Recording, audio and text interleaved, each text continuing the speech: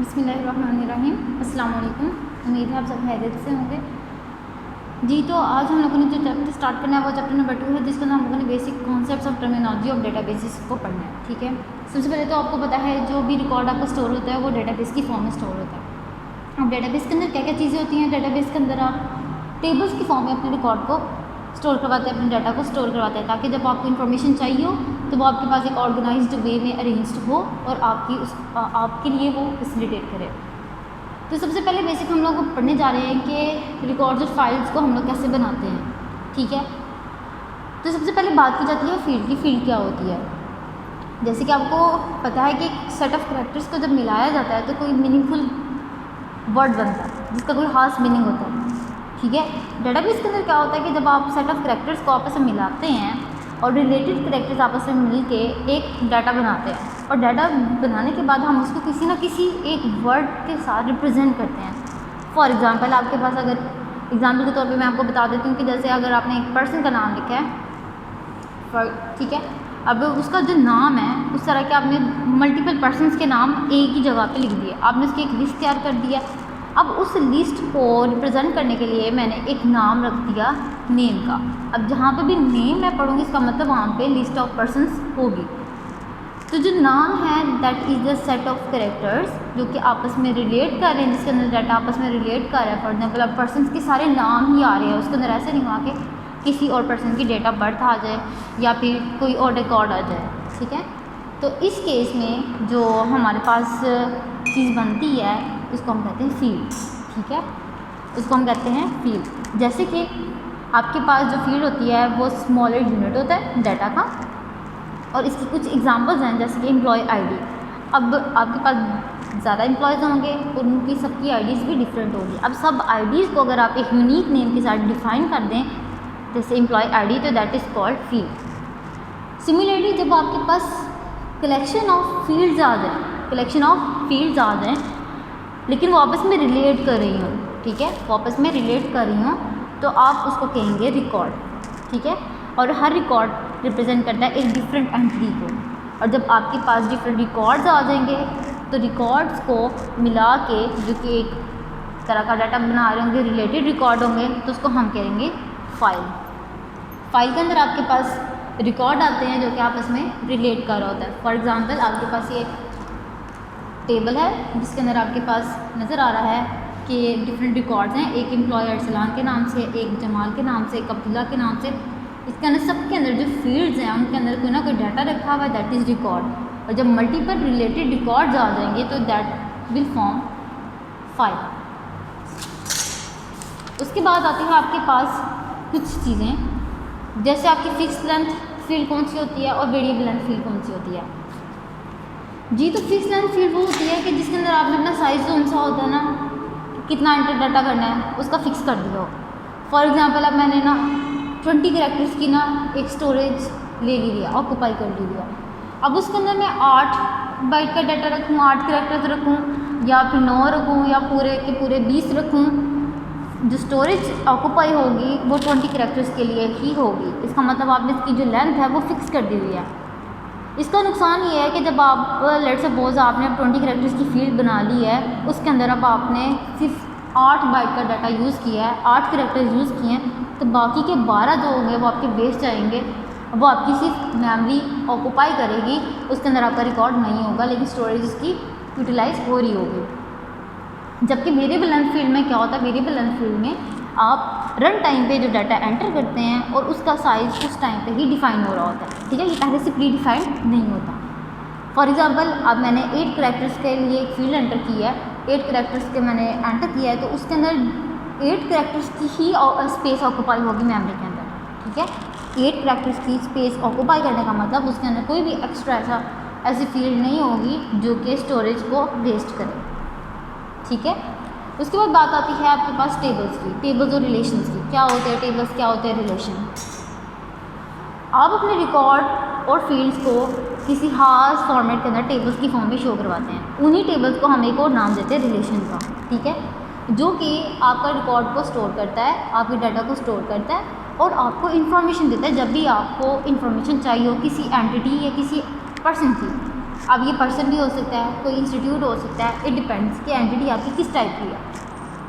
Entity क्या होता है? एंटिटी वो चीज़ होती है जिसके बारे में हम इंफॉर्मेशन स्टोर करते हैं डेटाबेस के अंदर। एंटिटी को हम एक और चीज़ कह सकते हैं कि एंटिटी के कुछ ना कुछ खसूसियात होती हैं जिसको हम एट्रीब्यूट्स का नाम देते हैं, करैक्टरिस्टिक्स का नाम देते हैं, ठीक है।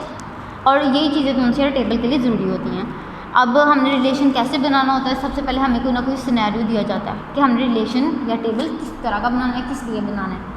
फॉर एग्जांपल मैं बनाना चाह रही हूँ स्टूडेंट इन्फॉर्मेशन सिस्टम का टेबल, जिसके अंदर मुझे एंटिटी चाहिए स्टूडेंट की। इसका मतलब इसके अंदर जो रिकॉर्ड स्टोर होगा, जो इन्फॉर्मेशन स्टोर होगी, वो स्टूडेंट के रिलेटेड होगी। और वो किस तरह की होगी?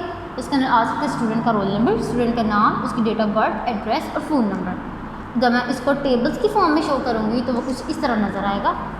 अब इसके अंदर क्या होगा कि आपका रोल नंबर 1, रोल नंबर, इसकी जो फील्ड है, ये नेम, ये DOB, एड्रेस, फ़ोन, ये सब क्या है? ये अलग अलग आपकी फील्ड हैं, ठीक है। ये अलग अलग आपकी फील्ड है। और जब आप इन सब को एज अ होल एक एंटिटी के रिकॉर्ड की तरह रख दिया जाता है, एक रो मुकम्मल कर दी जाती है, दैट इज़ कॉल्ड रिकॉर्ड, ठीक है। फॉर एग्जांपल अब यहाँ पर रोल नंबर 1 है और अली नाम है, उसकी डेट ऑफ बर्थ 25 है, उसका एड्रेस है भी हाज, उसकी फ़ोन नंबर है उसका। अब कलेक्टिवली ये पूरी इंफॉर्मेशन सिर्फ अली की है, तो ये पूरी इंफॉर्मेशन अली का रिकॉर्ड है, ठीक है। ये पूरी इंफॉर्मेशन अली का रिकॉर्ड है। तो ये अब आपके पास आ गया टेबल। उसके बाद आती है कुछ प्रॉपर्टीज़ ऑफ रिलेशन क्या होती हैं। प्रॉपर्टीज़ ऑफ रिलेशंस क्या होती हैं कि जिसके अंदर आपको पता हो कि रिलेशंस जो टेबल्स आप बनाते हैं उसके अंदर क्या क्या चीज़ें होती हैं, ठीक है, उसकी करैक्टरिस्टिक्स क्या है।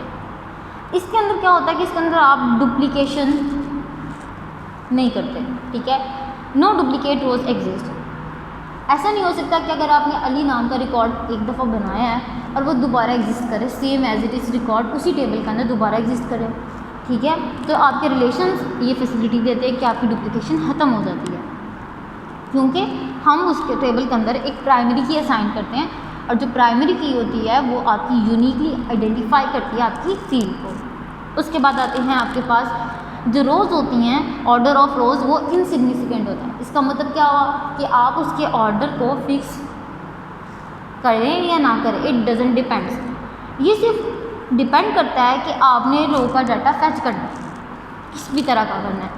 The position of a row in a relation is insignificant. वो आपस में एक दूसरे पर डिपेंड नहीं करती, पोजीशन उसकी डिपेंड नहीं करती। आपको मेन कंसर्न है आपके रिकॉर्ड के साथ। A row is not identified by its location in the relation.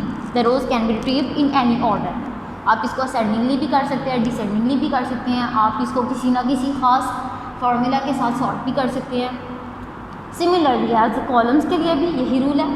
Columns भी इनसिग्निफिकेंट होते हैं, कॉलम्स के ऑर्डर्स इनसिग्निफिकेंट होते हैं, आपकी लोकेशन मैटर नहीं करती, जस्ट आपने रिकॉर्ड को रिट्रीव करना है, कॉलम्स को रिट्रीव करना है, तो आपका ईजिली हो सकता है, बल्कि हो जाता है, ठीक है। और उसके बाद आता है कि जो कॉलम्स और रोज़ होते हैं वो एटॉमिक या एलिमेंटल होने चाहिए। इसका क्या मतलब है कि एक रो के अंदर सिर्फ एक सेल के अंदर एक रिकॉर्ड होना चाहिए, एक डाटा होना चाहिए। फॉर एग्जांपल ये आपके पास टेबल है जिसके अंदर आपको रिकॉर्ड स्टूडेंट के रिलेटेड गिवन है। अब रोल नंबर के अंदर जस्ट वन टाइम पे वन सेल के अंदर वन रोल नंबर आना चाहिए। ये नहीं हो सकता कि दो रोल नंबर एक ही सेल के अंदर एग्जिस्ट करें। सिमिलरली नेम के कॉलम, नेम के सेल के अंदर जस्ट एक पर्सन का नेम, एक स्टूडेंट का नाम ही होना चाहिए। उसके बाद date of birth and similarly जितने भी आप सेल्स को यूज़ कर रहे हैं, जितने भी आप फील्ड्स और रिकॉर्ड्स बना रहे हैं, उस सब के अंदर एटॉमिक वैल्यू होनी चाहिए, ठीक है। तो रिलेशंस के अंदर आप इस चीज़ को सपोर्ट करते हैं कि आपकी जो रो या कॉलम होंगे वो एटॉमिक वैल्यू पे एग्जिस्ट करेंगे, ठीक है। उसके बाद आते हैं आपकी कीज़, ठीक है। कीज़ क्या होती है?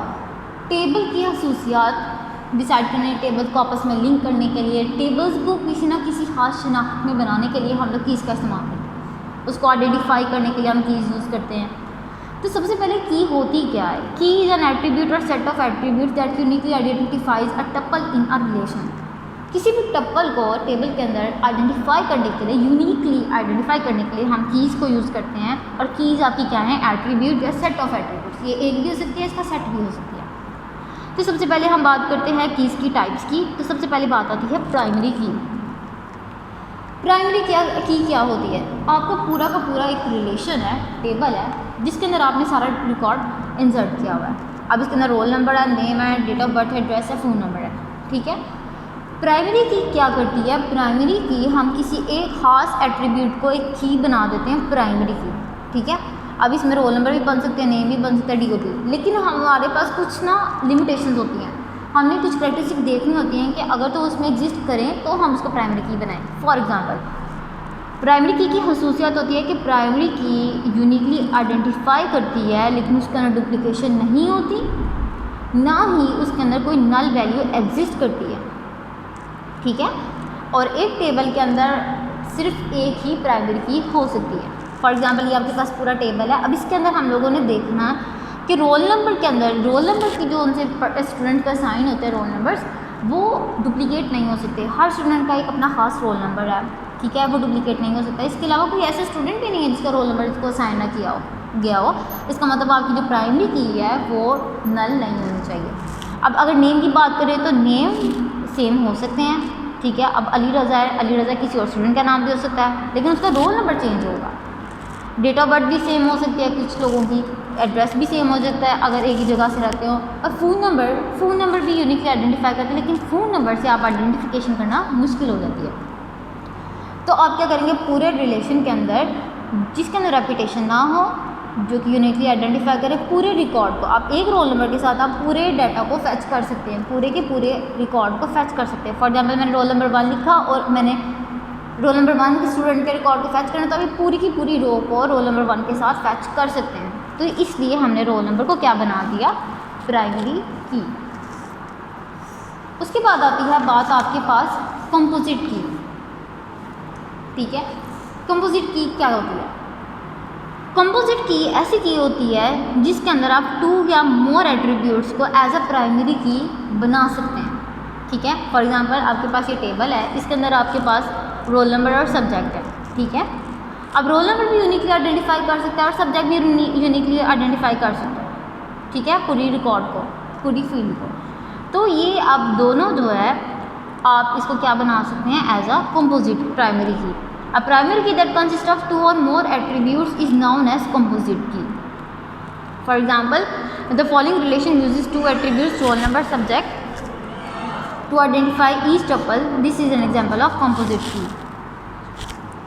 ठीक है, मतलब 2 से ज़्यादा आपके पास अगर प्राइमरी की एग्जिस्ट कर, ऐसी प्राइमरी की जिसके अंदर 2 या 2 से ज़्यादा एट्रीब्यूट्स हो। फॉर एग्जांपल, अब आप रोल नंबर को भी प्राइमरी की बना सकते हैं, सब्जेक्ट को भी, सब्जेक्ट भी यूनिकली आइडेंटिफाई होते हैं, रोल नंबर भी, तो आपकी ये प्राइमरी कंपोजिट कीज़ हो जाएंगी। उसके बाद आती है कैंडिडेट की। A relation may contain many attributes or set of attributes that can be used as a primary key. The attribute or set of attributes that can be used as a primary key is called candidate key. एक relation के अंदर आपके पास let suppose एक record है, उसके अंदर आपके पास registration number भी आ रहा है, रोल नंबर भी आ रहा है। अब आपको पता है रजिस्ट्रेशन नंबर भी यूनिकली आइडेंटिफाई करता है और किसी और पर्सन का सेम नहीं हो सकता, इसी तरह रोल नंबर भी किसी और पर्सन का सेम नहीं हो सकता। तो ये दोनों जब एक टेबल में एग्जिस्ट करें तो अब आपके पास ऑप्शन होता है कि आप दोनों में से किसी एक को प्राइमरी की बना सकते हैं, ठीक है। तो अब ये दोनों प्राइमरी की के लिए एक हिस्सेदार हैं, इसलिए हम इसको कहते हैं कैंडिडेट की, इसलिए हम इसे कैंडिडेट की कहते हैं। उसके बाद ऑल्टरनेट की, ऐसी कीज़ जो कि कैंडिडेट की हों और उसमें से हमने किसी एक की को प्राइमरी की बनाया हो और दूसरी वाली की जो सी होगी वो आपकी ऑल्टरनेट की कहलाएगी, ठीक है। फॉर एग्जांपल, अपने रोल नंबर और रजिस्ट्रेशन नंबर दोनों एज अ प्राइमरी की यूज़ हो सकती हैं, तो आपकी कैंडिडेट की होगी। और उन दोनों में से जब आपने एक को एज अ प्राइमरी की सिलेक्ट कर लिया तो जो रिमेनिंग दूसरी वाली होगी वो ऑल्टरनेट की हो जाएगी, ठीक है। उसके बाद आती है आपके पास फॉरेन की। फॉरेन की क्या होती है? फॉरेन की होती है जो कि आपको एक रिलेशन के साथ से दूसरे रिलेशन के साथ लिंक करती है। एक रिलेशन का दूसरे रिलेशन के साथ लिंक बनाने के लिए जो हम की इस्तेमाल करते हैं उसको कहते हैं फॉरेन की। अब फॉरेन की क्या होती है? फॉर एग्जांपल, आपके पास ये टेबल है जिसके अंदर आपके पास रोल नंबर, नेम और एड्रेस है। अब आपके पास एक और टेबल है जिसके अंदर आपके पास सब्जेक्ट से यूनिकली आइडेंटिफाई कर रहे हैं और उसके अंदर आपके जो प्राइमरी की है वो है सब्जेक्ट, और उसके बाद आपके पास मार्क्स हैं। अब आपने देखना है कि सब्जेक्ट में किस रोल नंबर ने कितने मार्क्स लिए हैं, ठीक है। तो अब रोल नंबर 1 मल्टीपल सब्जेक्ट्स को पढ़ सकता है, ठीक है। रोल नंबर 1 मल्टीपल सब्जेक्ट्स को पढ़ सकता है, उसने इंग्लिश भी पढ़ सकता है, मैथ्स भी पढ़ सकते हैं, कंप्यूटर भी पढ़ सकता है। तो अब आपने इन दोनों के टेबल्स को, इन दोनों रिलेशंस को लिंक करने के लिए इसकी प्राइमरी की को एज अ फॉरेन की इस टेबल में यूज़ कर लिया, ठीक है। इसका मतलब फॉरेन की के लिए कंपल्शन है कि वो प्राइमरी की जो पिछले टेबल में है प्राइमरी की के अंदर होना, कि उसके अंदर जो फॉरेन की का रिकॉर्ड है वो पिछले टेबल में प्राइमरी की के रिकॉर्ड के साथ मैच करना ज़रूरी है। अब इसके अंदर आपके पास रोल नंबर 1 एग्जिस्ट कर रहा है जो कि इस टेबल के अंदर भी है। इसका मतलब जो अली है रोल नंबर 1 वो इंग्लिश भी पढ़ा, उसके मार्क्स 52 हैं, मैथ्स भी पढ़ा, उसके मार्क्स 77 है, कंप्यूटर्स में उसके मार्क्स 64 है, ठीक है। ऐसी की को हम कहते हैं फॉरेन की, ठीक है। Foreign key is an attribute set of attributes in relation whose values match a primary key in another relation, clear. उसके बाद आपके पास आती है सेकेंडरी की। सेकेंडरी की क्या होती है? सेकेंडरी की होती है आपके पास attribute combination of attribute that can be used to access और रिट्रीव रिकॉर्ड्स। ज़्यादा से रिकॉर्ड को एक्सेस करने के लिए हम एक की यूज़ करते हैं, दैट इज़ कॉल्ड सेकेंडरी की। फॉर एग्जांपल डिफरेंट स्टूडेंट्स हैं लेकिन वो एक ही सिटी से बिलोंग करते हैं। फॉर एग्जांपल मैंने सियालकोट सिटी से स्टूडेंट्स को के रिकॉर्ड को फैच करना है। अब सियालकोट सिटी के अंदर ज़्यादा स्टूडेंट्स एग्जिस्ट कर रहे होंगे तो मेरे पास हर टाइम एक क्यूरी लगाने से वो सियालकोट के जो स्टूडेंट्स होंगे वो फैच हो जाएंगे। उस की को हम नाम देते हैं सेकेंडरी की का। एंड द लास्ट वन आपके पास है सॉर्टर कंट्रोल की। ये की आपको सॉर्टिंग में हेल्प करती है, ये की आपको सॉर्ट करने में मदद देती है। An attribute set of attribute that are used to physically sequence the stored data in is called sort key. Data को आप सिक्वेंशियल गेट कर सकते हैं, इसको सॉर्ट भी कर सकते हैं। इसको हम एक और नाम देते हैं कंट्रोल की का। फॉर एग्जांपल अगर आप चाह रहे हैं कि आप अपना डाटा जो है जेड के नेम के रिकॉर्ड के साथ शो करें तो आप जेड के सारी सॉर्टिंग कर लेंगे, ठीक है। तो ये जो उनसे होगा ये आपके पास होगी सॉर्ट की। वीडियो पसंद आई तो लाइक करें, अपनी राय कमेंट करें। ऐसे ही मजीद वीडियोस के लिए हमारा चैनल सब्सक्राइब करें और बेल का आइकन दबाएं ताकि आपको हर वीडियो का नोटिफिकेशन मिलता रहे।